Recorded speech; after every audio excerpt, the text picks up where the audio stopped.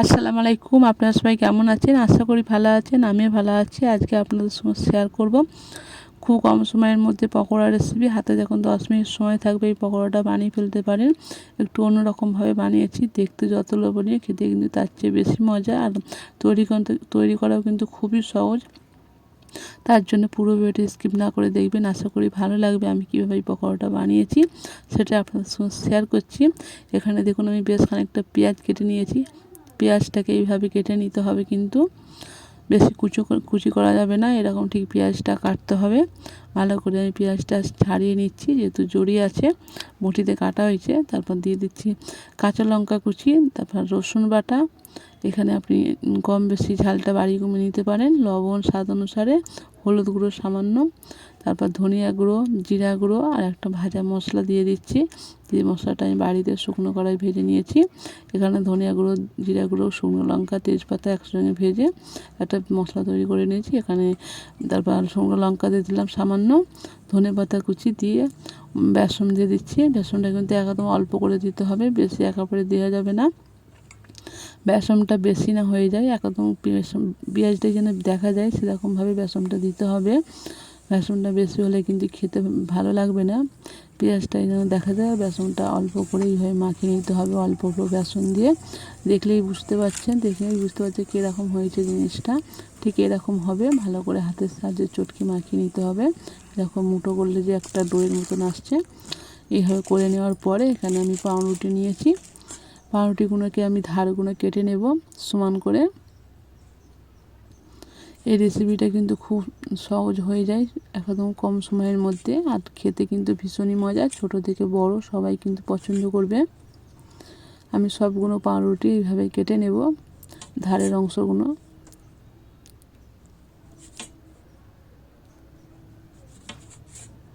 দেখুন আমি কিন্তু এইভাবে সবগুলো কেটে নিয়েছি।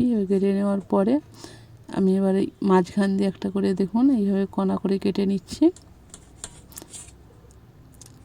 এইভাবে আমি আপনাদের পছন্দ মতন যে কোনো শেপে কেটে নিতে পারেন। আমি এইভাবে 3 কণা করে কেটেছি। এবার দেখুন কিভাবে দিয়ে দিচ্ছি। প্রথমে আমি পেঁয়াজটাকে মুঠো করে নেওয়ার পরে, চেপটে নেওয়ার পরে পাউরুটিটা দেখুন আর ওপরে এইভাবে বিছিয়ে দিতে হবে, পাউরুটির ওপরে চেপে চেপে।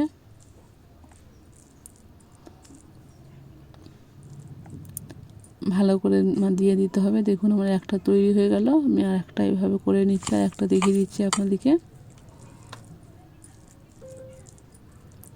এইভাবেই কিন্তু আমি সবগুলো করে নেব।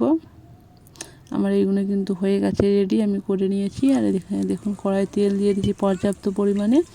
তেলটা ভালোভাবে গরম করে নিতে হবে। গরম হয়ে যাওয়ার পরে আমার দেখুন এই সবগুলো পাউরুটি আর পেঁয়াজের এইগুলো রেডি হয়ে গেছে। আমি এইভাবে দিয়ে দিচ্ছি, আগে রেডি করে নিতে হবে। তারপর তেলটা ভালোভাবে গরম হয়ে যাওয়ার পরে এক এক করে দিয়ে দিতে হবে। আঁচটা মিডিয়াম আঁচে ভেজে নিতে হবে সব, বেশিক্ষণ সময় লাগবে না কিন্তু, যেহেতু পাউরুটিটা আগে থেকেই কুক করা আছে। এবার পেঁয়াজটা খুব সময় লাগবে না। এইভাবে উল্টে পাল্টে মিডিয়াম আঁচে ভেজে নিতে হবে কিন্তু। উল্টে দিচ্ছি সবগুলো এইভাবে।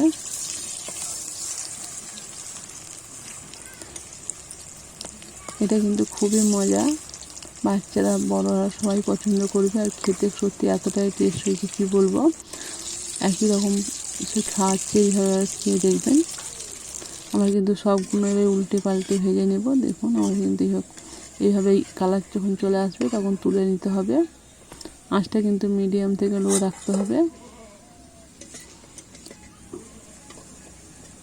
নাহলে পুড়ে যাবে হাই হিটে রাখলে। দেখুন কত সুন্দর হয়েছে। এইভাবে সবগুলো আমি ভেজে তুলে নিয়েছি।